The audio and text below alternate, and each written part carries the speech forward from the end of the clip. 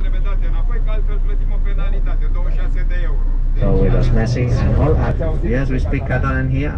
We speak Spanish and Catalan in this region of Spain where we are, Catalan. Catalonia, that's the name of a region inside Spain. So welcome to the tour. I was just giving you this a minute ago, just to make sure it's working. This is what we use outside. In the city, we don't need it out. Well, in the bus, we don't need it. Outside the bus, we use this. Okay. This, yes, if you plug on your earpieces, it has to be working. Okay, you might be able to hear my explanations. 1, 2, 3, 1, 2, 3, 1, 2, 3, 4. Yes, does it work? Fantastic. So welcome to Barcelona. We're going to see how the works are going on. We will stop. We're going to get off. We're going to walk for about an hour outside, and I will explain you all the history of the place, and then we are going to come back to the bus to continue with our tour. Are you enjoying your holidays? Are you having a good time? Are you enjoying good weather? How is the weather like in Poland right now? Might be a bit colder than here. Raining in Poland. Well, but in the summertime it's really hot in Poland as well, right? So today was very hot. Today was just very common to come walking from the city center, take a walk till up to the bridge, and then people turn around and they go back because they are not allowed to get into the port. But take a look on your right, and you can see almost the whole city from here. We can see back at the end, for example, we see the towers of La Sagrada Familia. We can see the cable car. We have a cable car. We can see this building on our right hand side. This is a World Trade Center. It's an office building, and we can see Columbus. This is a fantastic day, excellent view to enjoy. Well, such an amazing view from up here from the port of Barcelona. And it's here as well where we have the ferries. These are all ferries, you see. For example, this ship on your left hand side, green one, it goes to Tenerife, 7-day sailing. Or the one on your right hand side goes to Mallorca. The one on your right hand side goes to Mallorca. It's quite common to go to Mallorca to spend holidays from Barcelona and take ferries to go there. The city has a population of 1,630,000 inhabitants. If we take into account all the metropolitan area, we're close to 4 million people. 4 million people. Biggest city in the region, capital of Catalonia, second largest city in Spain after Madrid, which is the capital. Madrid is bigger than Barcelona, but everywhere is known that we have a much more better football team. That is known everywhere. You can ask wherever you want. That if you compare the two cities, Madrid and Barcelona, Barcelona smaller but best football team here. That is known everywhere. Even we don't have Messi, best football team in Barcelona. Great. So we are going to arrive to the city center in just a minute, and we are going to start to see all this area, which is very interesting. We're arriving to the port terminal. This is, for example, what I was telling you, we can take the ferries to go to Mallorca, Ibiza, Menorca, the Balearic Islands that are in front of Barcelona. Ibiza, very known for party, discos, music. Mallorca, it's more, well, family traveling, with kids, wonderful places where to stay, the beach, the sun. And Menorca could be, in my opinion, the best because it's the most virgin one. There's very few hotels, very relaxed. Menorca. To achieve that, the ferries from Barcelona. And well, you can take a look on your right hand side. This avenue goes to the cable car. You can see the cable car tower on your right hand side. We have a cable car that it goes crossing all the harbor from, well, the mountain of Montjuic to the city center since 1929, providing one of the greatest views all over the city. The cable car. It's a cable car line that goes all over the city. So now we are arriving at the bottom of Las Ramblas, which is very close. The bottom of Las Ramblas, where we are going to be, well, passing by in order to show you all this part later at the end of the tour that we're going to come back here. And we can start to see part of the old section. The city, it's divided in two different cities. We have the new section and the old section. Vamos a subir por el paralelo, ¿vale? Sí, por el paralelo. Ahora aquí frenamos un poquito hasta Plaza España. Ahora miramos aquí un poquito para que vean Colón desde la rotonda y luego ya volvemos a pasar, pero para que vean mejor te pillará el siguiente semáforo, más seguro. Y ya subimos por el paralelo. So the city, it's basically divided into different cities. We have the medieval city, the Gothic quarter, that's how we call it, and then we have the new section. So this is the beginning of the medieval city, the Gothic quarter. This is where we had, for example, the old port centuries ago. And at the bottom of Las Ramblas we have one of the icons of the city. We have Columbus Monument, that you know, well, he discovered officially America, first expedition that we have documentation about it, in 1492, paid by an Spanish expedition, right? Christopher Columbus. So every 100 years, commemorating the discovery of America, there's something special going on in the country. The discovery, for example, was in 1492. So in 1892, that monument was built to commemorate the 400 years after the discovery of America. Columbus pointing, as you can see at the very top, to the sea, that sailor showing the way to America. On our right hand side you can see the medieval walls. As I was telling you, it was a city completely surrounded by walls, and one of the entrances to the city is here on our right hand side. This is all from the 13th century. Take a look, can you see? This is the wall from the 13th century. And then outside the wall, along the 19th century, the city was growing. Barcelona was a very industrial place, and still very industrial. There's a big industry. You can see, for example, on your left hand side, this park that is located where there was before a power plant. And there's going to be a market today. Yeah, every Saturday there's a market in this space. So you can see the chimneys, for example. Can you see the chimneys on your left hand side of the window? 3 chimneys. This was a power plant, a gas, natural gas and electricity made here. Okay, the factory was knocked down and it became a park. So that is a transformation that the city is being living. Barcelona had more than 250 factories in the city, inside the city. The factories have been knocked down, leaving room for parks, like for example this one. That this is very known for graffitis. Those who like to make graffitis, they can come here. Very alternative area. And then all this that we see, this is forming part of the city nightlife. This street where we are, it's called Parallel Avenue, and it's full of nightclubs.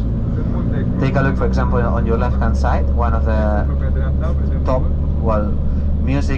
electronic music discos in Europe, on your left hand side, called Apollo. This is the entrance, Apollo, can you see?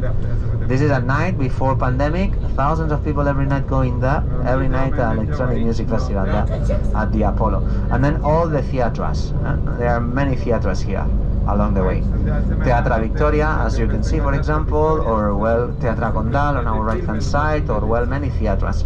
A lot of tapas places. This is very lively in the night time. All this very lively in the night time. It's a nightlife area. All this that we see, the Parallel Avenue, called Parallel.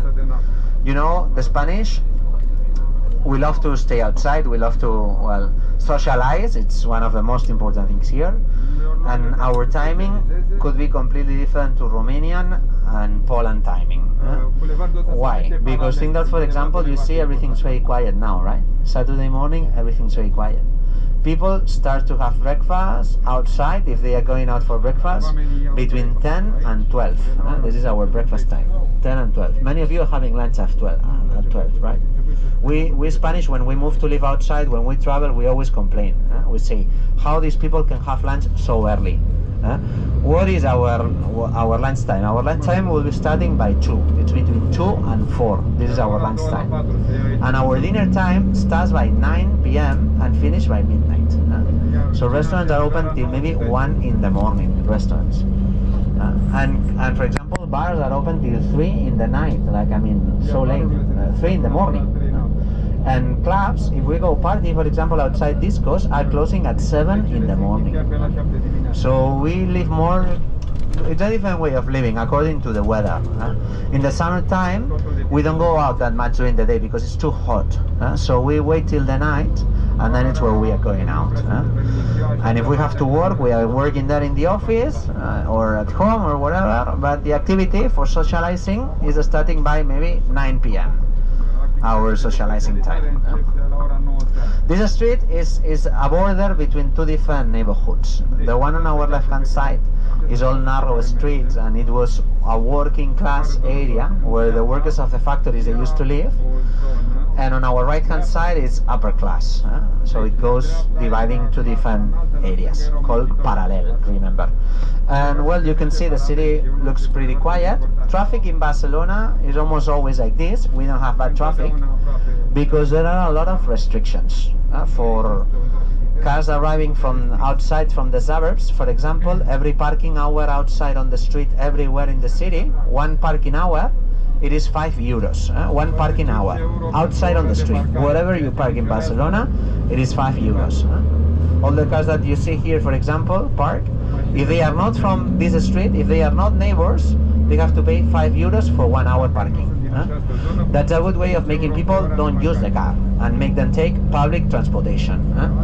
Then we have metro, we have tram, we have, well, trains coming to the city center, we have buses, and overall are very popular the motorcycles. Can you see there are a lot of many motorcycles parked on the street? Why are so popular? Because motorcycles have free parking. And well, motorcycles are very popular in Spain, are very popular in Barcelona, and are not that popular in Poland, for example. Why? Because the weather. How many days a year, for example, it rains in Barcelona? How many days a year it rains in Poland?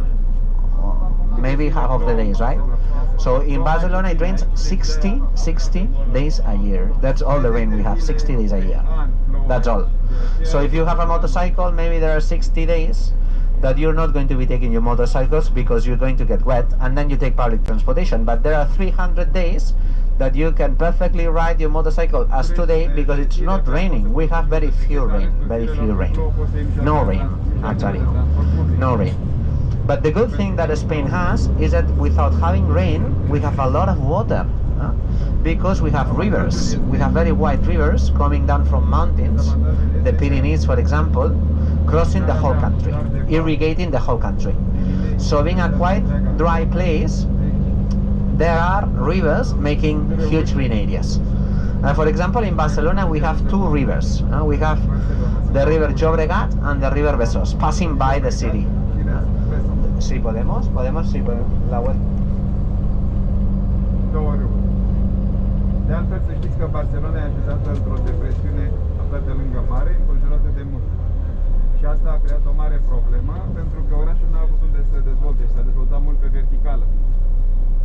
E o istorie mai complicată. El ar trebui să înceapă cu asta, cu planul Cerdà. Ce se întâmplă? În 1857 orașul ăsta a fost urbanizat, reurbanizat, reconstruit de către Ildefonso Cerdà, care a creat niște bulevari mari și largi, cum e cel pe care suntem acolo. Acum unul se numește paralel, altul se numește diagonal, altul meridiana.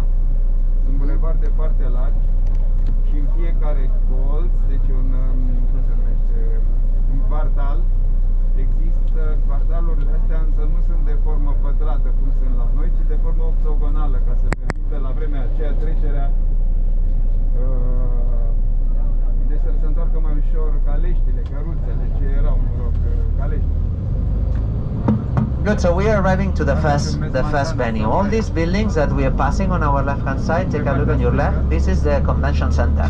If any of you, for example, involved in the world of business of, well, mobile technologies, for example, the most important mobile meeting all over the world takes place in Barcelona. It's called the Mobile World Congress.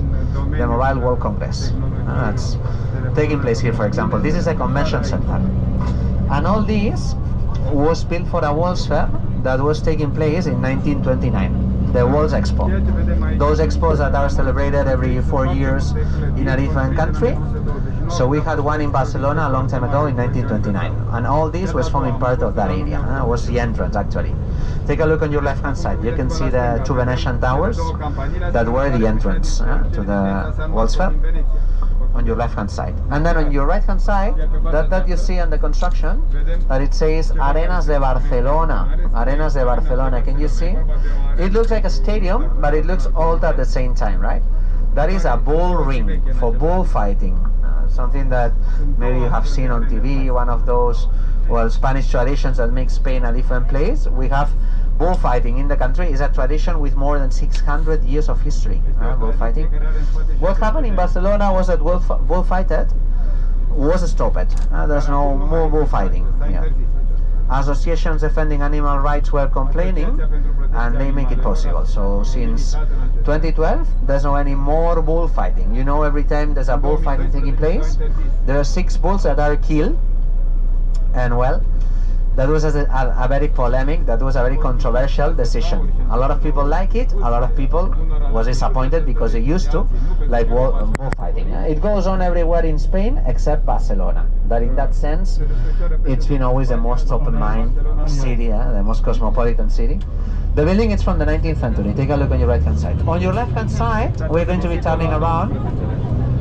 We're passing here, we're passing Plaza de España. Take a look on your left-hand side. This is Plaza de España, Spain Square. If you take a look on your left-hand side, you can see at the end of the street, you can see the National Palace. Take a look on your left-hand side. Over there. Yes, that is a National Palace, you see. We're holding on the bazaar here a second in order that you can see. This is a National Palace. Yes. That is a museum. That is a National Art Museum of Catalonia, what you see there. And right at the center, you can see this fountain dedicated to the 3 most important rivers in Spain. Now for those sitting on the right-hand side, you're going to have a chance of seeing the palace again. This is all what you see is from 1929. Everything 1929. The World's Fair. It's from the World's Fair, the Expo. The Expo of Spain taking place in 1929. That's all from that time. And later on that became the convention center. This is the convention center. For meetings, all kinds of meetings. For example, we have that Mobile World Congress I was telling you, but we have as well, we have the Harley Davidson Days here. That is the most important meeting about Harley Davidson in Europe. Or we have the tattoo show, which is the largest in Europe. The tattoo show, all the tattoo makers from all over the world are coming here and they are showing what they do, and it lasts for 4 or 5 days. Or for example, we have a food show, cooking, that is again one of the most important in Europe as well. So after Frankfurt, Geneva, and Amsterdam, Barcelona is the most important place for conventions. London is #1, and then in continental Europe, the ones I said. So Barcelona is in that top list for conventions. You see, a lot of conventions all year long. We have 3 convention centers, and this is the oldest one, but the one that is best located because it's at the city center. Good. So if you like music, for example, between these 2 towers and the palace at the back, Freddie Mercury, Queen singer, made his last public performance before he died in 1890. Was taking place here for the Olympic Games of Barcelona. Barcelona 1992. Up on the top of that hill, we have the Olympic Park. That is called Montjuic, and up there we have the Olympic Park, where the Olympics taking place in 1992. A very important moment for our history. Barcelona would never be the city that it is without those Olympics taking place there. And well, we're passing again the bull ring. Déjale que tire, nos ponemos nosotros detrás. We're passing again the bull ring. Take a look on your left hand side. The bull ring, actually, it's been restored, and now it's not a bull ring anymore. Now it's a shopping mall. We have a shopping mall inside an old bull ring. Bullfighters in Spain, you know what a bullfighter is? Like the one performing there in the bull ring. So bullfighters are as famous as football players. Bullfighters are very famous, very famous.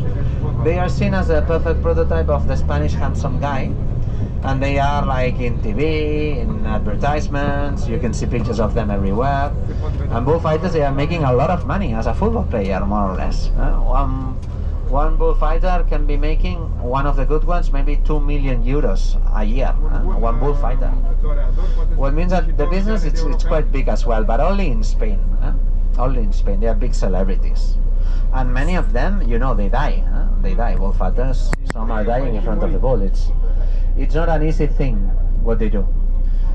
And well, about bullfighting, just for finishing the topic, there is a very famous celebration in Spain that maybe you have seen on TV, which is the run in front of the bulls. That takes place in Pamplona between July the 7th and July 14th for a week, the run in front of the bulls. There's a lot of Polish that they are going there to run in front of the bulls, that they want to feel part of that Spanish tradition. If anytime you want to join, so well, that's a great thing to do if you are a brave person. So this is place where we are, this area where we are passing right now, this is what we call the new section or the new city. We call it in Catalan, we say La Champla, that is the name of the neighborhood. Catalan, the language we use here, different to Spanish. Catalan, another language, a Romanic language, 7 million speakers, Catalan, and well, that is what we use as our daily language. We all speak Spanish as well, we are bilingual, but you're going to see signs are in Catalan. Many words in Catalan are similar to Romanian, so some of you, the Romanian part of the group, you will identify many words, nothing to do with Polish at all, because it's a Romanic language. And well, this was where the upper class was moving to live in the late 19th century. They all moved here. The upper class, there was a very strong and powerful upper class in Barcelona back in that time, back in the late 19th century. And they were people that they were traveling, they were visiting cities as, for example, Paris or London or Vienna. And every time they were coming back to Barcelona, they were complaining. They did not really like it, because they're still living in an old medieval city, where the streets were very narrow, were bad ventilated, there was no natural light, and all Europe was living in the modernity. So they said, we need to make something similar to that. So it was then, in the late 19th century, when the construction of a whole new city started outside the old town. And this is that new city, which was very well planned. You're going to see how the streets are completely straight, and it is as if we were driving right now through a chess board. This is like a chess board. Do you play chess? So this is the chessboard of Barcelona. Why? Because all the blocks are symmetrical. All the blocks have got the same size.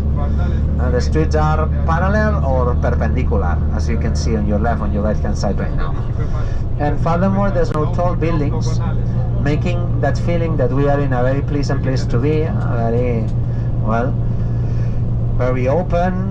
The air, well, we can breathe without any problem. We don't feel we're in a claustrophobic place. We don't have tall buildings in Barcelona at all, maximum 5 stories, 5 floors, as you can see on your left, on your right hand side. Now we're passing by the University of Barcelona, favorite place for many Erasmus in Europe, where to come to study. This is a University of Barcelona. In Barcelona we have about 200,000 students, and the population is 1.6 million. So many students in the city. This is the university, the Central University. Sí, pasamos por Plaza Cataluña, hacemos Balmes, Plaza Cataluña y Paseo de Gracia. ¿Vale? Muy bien, Marcelo, la conducción, así, fantástico. Timing perfect. Planul ăsta de, cum spuneam, de urbanizare s-a numit planul Cerdà. Great. We're going to be turning right, and we would like to show you the city center. There are plenty of business everywhere, like restaurants. In Barcelona, there's not a real city center. Well, we can say it might be Las Ramblas, but I mean, you can find restaurants, you can find cafes, you can find stores everywhere. Wherever you are, every neighborhood, it's got like plenty of places where to go. Now we're going to be turning right, and we are arriving to what is considered the main square, called Plaza Catalunya. Plaza Catalunya. Probably you have heard about Catalonia on the news recently. Political activity has been very vibrant in the last years, very strong. Half of the population want to separate from Spain and become an independent country. The other half are happy being Spanish. That is the problem, that there's not a majority in any of both sides. Both, some want to stay, some want to separate. 50% want to stay, 50% want to separate. Uitați-vă aici se vede forma teșită. Vedeți că la fiecare colț aceste cajale au... Great, so we're arriving at the city center. This is a big shopping area. Overall, the next street called Pelayo, La Rambla, the main street in town that goes on to the sea. And shops will be open at 10. In 15 more minutes, all these shops are going to be open. And opening time, it's from 10 in the morning till 9 p.m. at night. That is the opening time of business here. What goes on? Stucco? Tucol. Si puedes bajarles un poquito el aire que tienen frío de temperatura, gracias. Now, it's just if it's cold, yes, you let me know and we turn it down, no problem. Okay, there you go. Okay, this is Pelayo Street. As you can see, the businesses are closed, everything will be open. You can see some drawings on the right hand side. This is area for pedestrians. And now in a minute we are going to see las Ramblas. Si puedes aguantar ahí un segundillo para enseñar las Ramblas. Vale. Y ya vamos para arriba. So if you want to go shopping, this is the place where to come. If you want to spend your money, come here.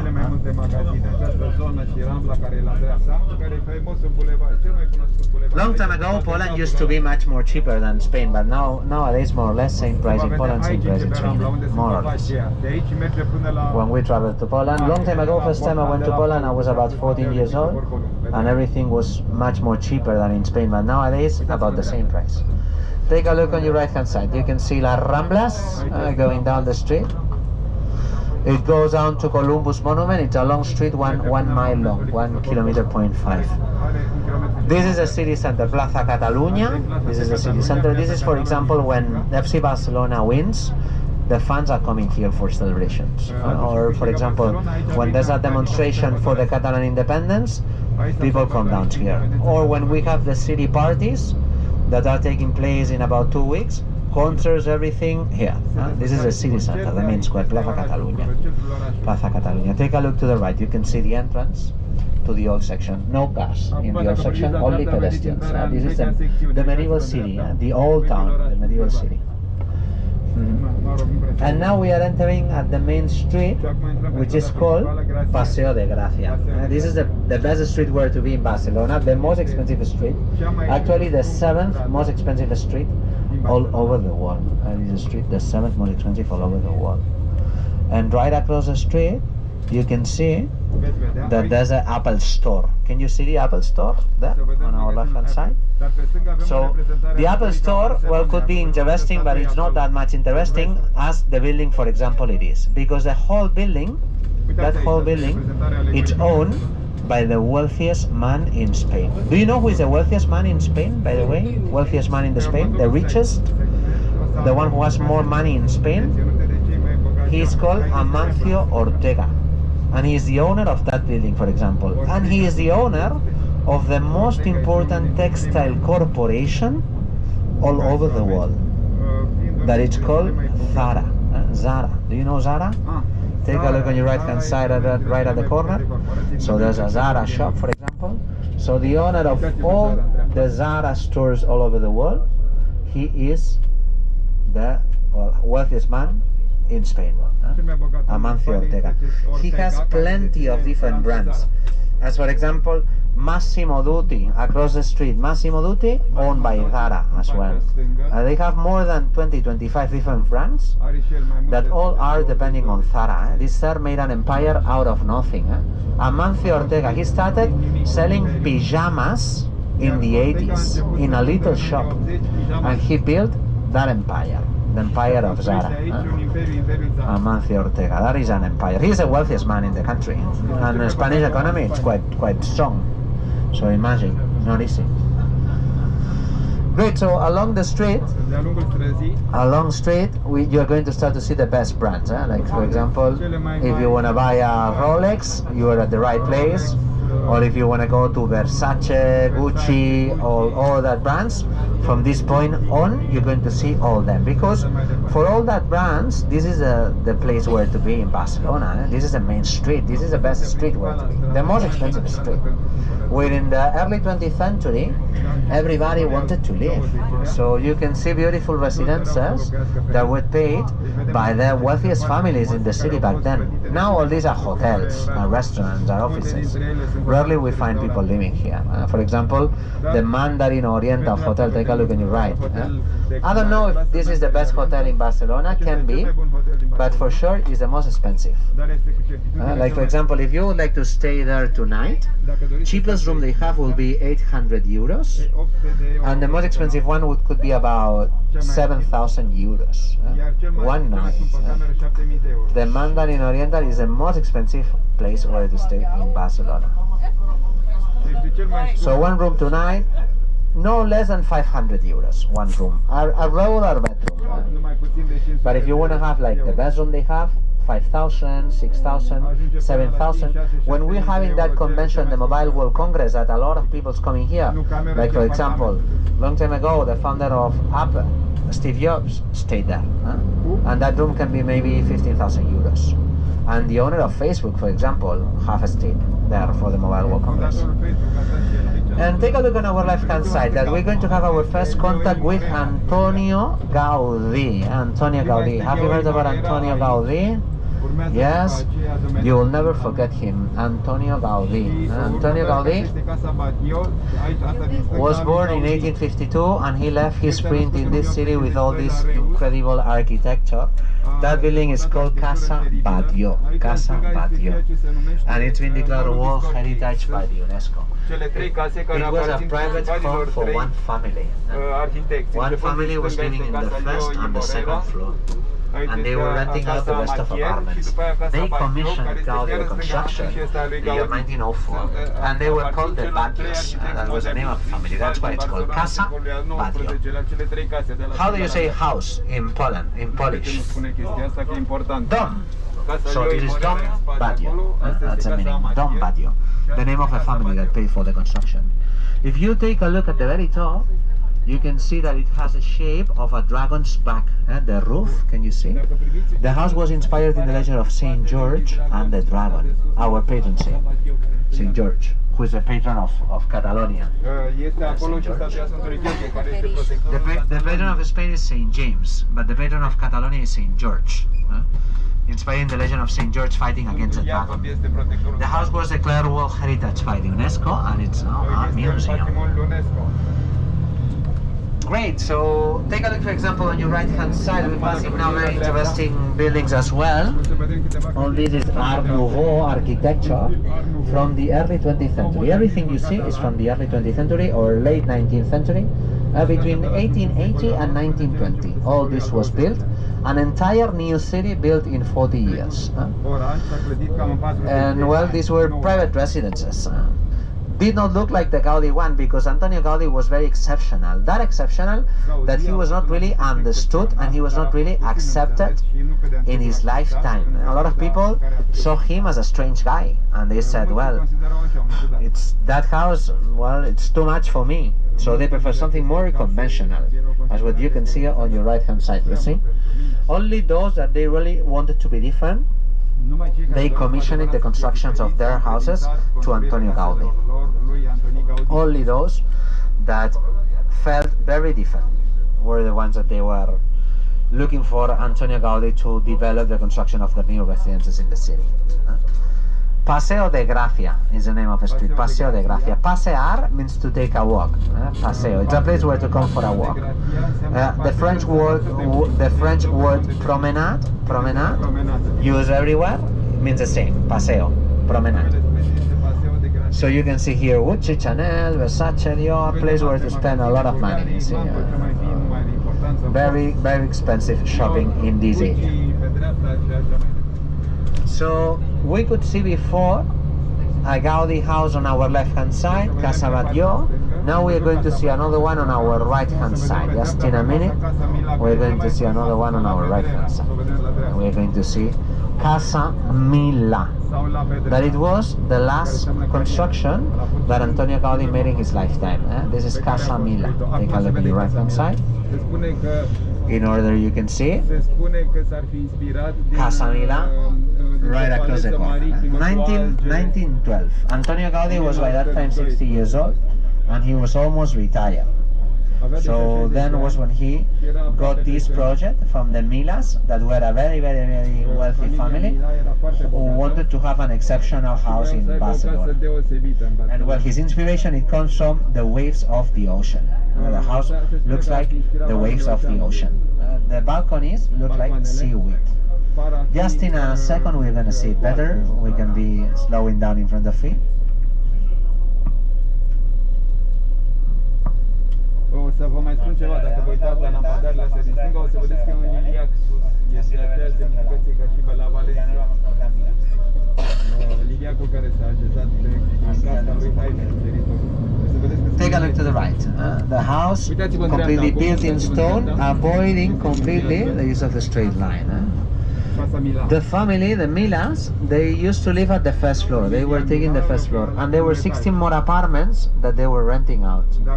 And here, for example, at the second floor, right at the corner, there is one family that's still living. There are 4 families that are still living here. 4 families. And well, they furthermore they have all rent contracts, and they're paying about 500 euros for an apartment here a month. 500 euros could sound like something expensive, but in Barcelona is a real bargain. One apartment here a month, real market price right now, can be 5,000 euros. 5,000 euros. They pay 500 euros because they have all contracts from maybe 40 years ago that they have been keeping prices very low. If any of us would like to buy an apartment here, it's about 2 million euros. It's unaffordable to be here. The street is extremely expensive, but the city is expensive. The most expensive place where to live in Spain. But this street is extremely expensive, bloody expensive. Where we are, this is the 7th most expensive street all over the world. If those apartments that you see available, 1.5 million, 2 million, that is the price for living here. If we move one street around, could be maybe 700,000 euros, less than the half. But if you want to be here, you pay for that. For example, the football player Ter Stegen, who is the goalkeeper of FC Barcelona, lives at the apartments on our left-hand side, where you can see them on black show. He lives there. He's the only player living in the city center. All the rest, they live in the suburbs, in residential areas. But he wanted to be in the city center, and Ter Stegen, the football player, is living there, across the street. And it's quite easy to see him around in the area, going to the supermarket, the bakery. He likes to leave the city. That German goalkeeper. That he lives in the city because he's from abroad. Players from here, they are already tired of the city and they live in the suburbs. You can find interesting architecture everywhere. We like to say that the new section can be a sort of an open-air museum. Take a look on your left-hand side, for example. Can you see? What a beautiful house. That house has been declared a monument. A monument. And it's specifically protected by law. So houses like that we have about 200. Viene un señor con unos cascos y cuando él pase ya no viene nadie. Venga, pues tira ahí que no viene nadie ya. Good. What we are doing next, we're turning around. And we're going back to the same street in order that you all can see both houses from the bus, okay? Now we're going to make the same street back again to show you Casa Batlló. There we go, we're turning right in order to see the house again. Casa Mila is starting from here. Actually, it takes half of the block, a quarter of the block already it takes. If you take a look on your right hand side, we're going to be passing by a side entrance. Take a look if you're sitting on the right hand side. You can see, for example, the bubbles that are at the entrance. The topic is the ocean, the water. The house looks like a wave. And take a look at the door. The door looks like bubbles under the water. Muy bien, ya puedes tirar, ya puedes tirar, no te preocupes. Sí, gracias. Ahora sí, cuando hagamos ahí el giro, aguantamos un segundillo desde segura y si se puede no pasa nada. Y ya main entrance. Again, you can see it's a museum as well. All these buildings have been declared World Heritage by UNESCO. Everything has been declared World Heritage by UNESCO. And now we're trying the way down, the way back. If you take a look on your left-hand side, those sitting on the left-hand side, if you turn your head back and you look back to the building, aquí aguanta un segundillo si puedes. Take a look back, now un segundillo, You can see the house. Look back to the house, you can see the house from here. From the left-hand side, you can see the house. You see? And now we are doing the same way back. Vale, ya está. Muchas gracias. Para que la vieran. And now we are going to start the way down to show you again Casa Batlló for those sitting on the right hand side in order you can see. Barcelona is a comfortable place for living. As you can see, my kids, for example, born and raised in Barcelona, have been working as a tour guide, traveling all over the world. And for me, it will be hard to find another city where to live in the same way we do in Barcelona. Barcelona has many good things. As well, it has bad things, but it has many good things. The first good thing I would say is that being Spain, Barcelona, it's very European. Barcelona, it's very French. It has a strong French influence. We're close to the French border. And compared to the rest of Spain, it's less conservative. It's a very open-mind place, Barcelona. Very European. And at the same time, it is Mediterranean because we are by the Mediterranean Sea, we are Mediterranean culture, and we have Mediterranean weather. So it could be like a sort of, you can find the same cosmopolitan people that, for example, you can find in London or in Amsterdam, for example, but with the weather of a Mediterranean city, with the weather of Spain. And that's a perfect combination. If you go to the south, the culture, it's more conservative. It's not that European as Barcelona can be.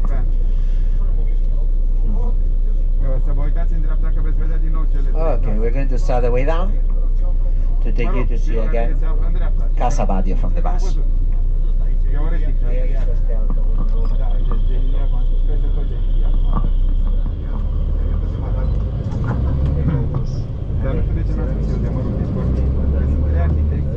Moderniști catalani, Luigi Cadafal, Leo I Morera și Antoni Gaudí, care au trăit în aceeași epocă. Au construit în stiluri diferite, dar toți țin de arhitectura modernistă. Sunt cele trei case care aparțin celor trei arhitecți. De aceea, partea asta se numește Mărul Scoartiei, pentru că un quartal... Take a look on your right, those sirs and well ladies sitting on the right hand side, you can see now again the house that you could not see it before. So if you take a look on your right hand side, you can perfectly see. Dom Batlló, Casa Batlló. Take a look to the right to see it again.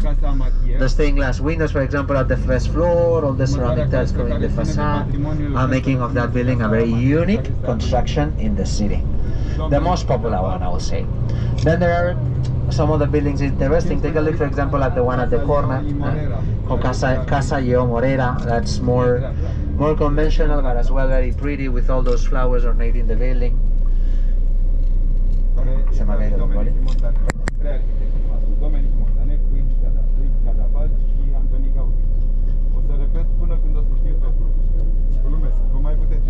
And now we're going to start the way to La Sagrada Familia.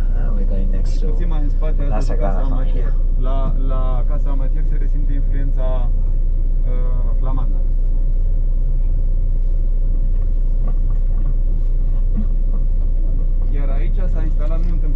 Good, so if any of you would like to make a reservation, a booking for this evening at the Mandarin Oriental, remember what the prices are.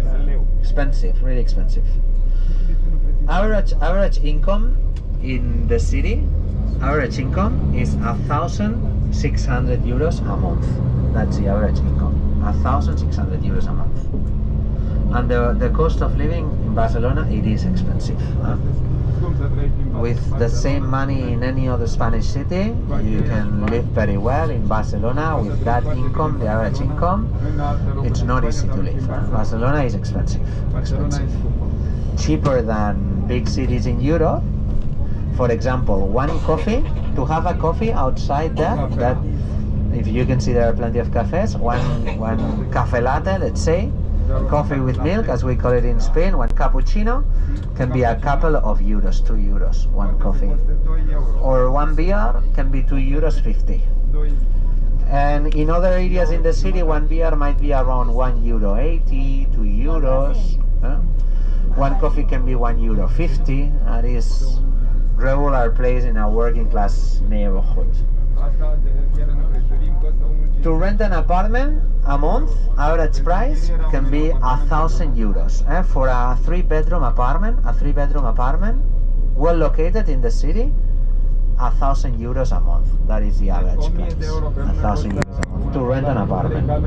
And to buy an apartment, nothing for less than €350,000. Starting by 400,000, 500,000, more or less that price. 5.000 sau mai mult, 500.000 sau mai mult, scuzați. Am mai spus o dată, iar s-a referit la Gracia, care sunt cele mai scumpe, acum zice de alte zone care sunt mai... Que están pintando y está dirigiendo el tráfico porque lo tienen cortado. Dacă aveți întrebări acum repede până spune el ce spune.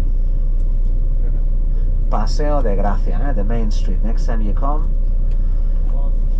you can come back to take a long walk along the street, have a coffee and go shopping. Because this is the main street for shopping. Now we're going to be turning left and we're starting the way to La Sagrada Familia, the Sacred Family, that church that it's been under construction for 138 years and has not been finished yet. That's what we want next. La Sagrada Familia. În 1882, însă nu cu Antoni Gaudi, un alt arhitect care a murit la vreo 2 ani după ce construise Cripta. Antoni Gaudi a reluat proiectul, a conceput o biserică foarte mare, având în total 3 fațade, fiecare cu câte 4 turnuri, reprezentând cei 12 apostoli, cu 4 turnuri mai mari, reprezentând pe 4 evangeliști și unul și mai mare, dominând întregul ansamblu, care reprezintă pe Iisus. Dar o să vă mai spune istoria și la fața locului. În orice caz, Gaudi a dărâmat ceea ce se predecesorul lui și n-a păstrat decât cripta din vechea apostol. Biserica e foarte mare, e o biserică cu 5 nave, iar transeptul are 3 nave. Transeptul e secțiunea care vine perpendiculară pe navă, că toate bisericile au formă de cruce. Dar o să vedem la fața locului.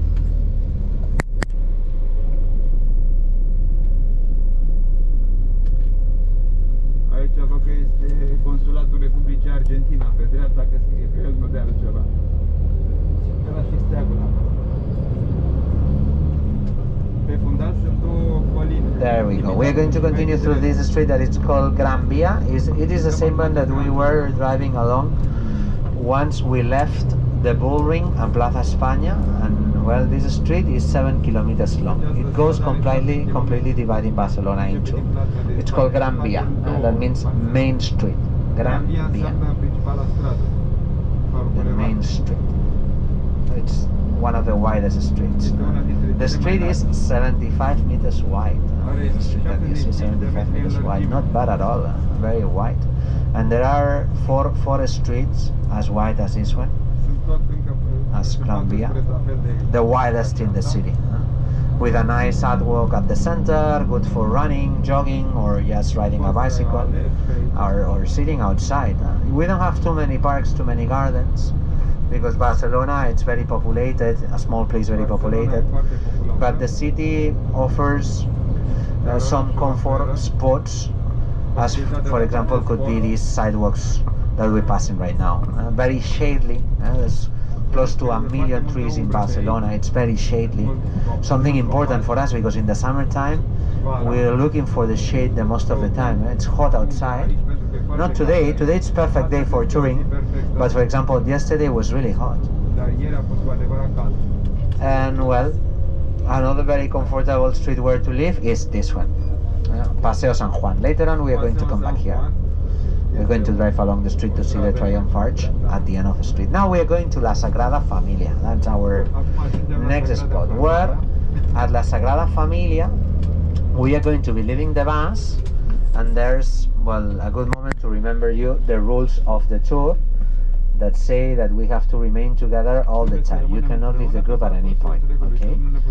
And we are going to go to see La Sagrada Familia from the outside. I'm going to take you to a very nice spot where to get a picture.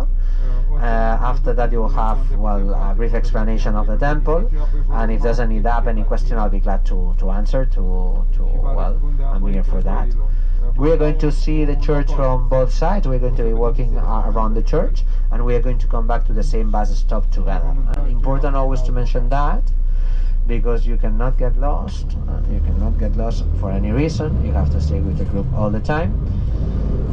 And well, the bus is going to come back to pick us at the same location in about an hour. So we are arriving 10:10, and he's going to come to pick us up at 11:10. He will be back at 11:10 to pick us up.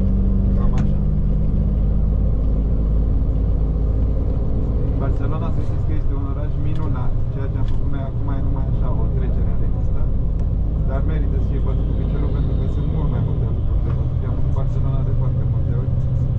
E și un cartier gotic foarte frumos pe care nu l-am văzut, pentru că evident e un cartier în care nu poți intra cu autocar.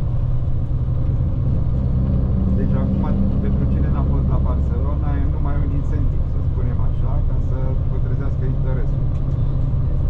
Dar aici merită să stai. Eu am avut și cazare în Barcelona, am stat zile întregi și tot n-am vizitat tot ce mi-aș fi dorit.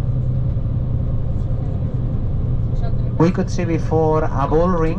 There's another bull ring in Barcelona. There are two bull rings, by the way, and this is the biggest one. This is the second biggest in Spain. It's not used at all. It's called La Monumental.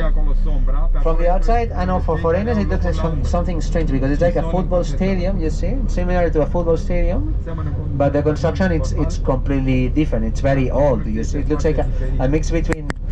People do not know what it is if they see it for the first time and they don't know it's a bull ring. A lot of people think that it could be a mosque for Muslims, you see, because the architecture, but it's not. It's like inside it's like a stadium. It looks like a stadium, like arena. The field, the size, it's not as big as a football team. It could be, for example, enough for a tennis court. For example, you know the Davis Cup, the Tennis Davis Cup. Some games, when Spain plays, are played in bull rings. Because it's like a symbol of the country. Capacity, it's up to 13,000 people. 13,000 people, not bad at all. And now we use it for music festivals overall, and activities like, for example, the circus comes here, or music festivals for children or for adults. There was a music festival, for example, in August, taking place here.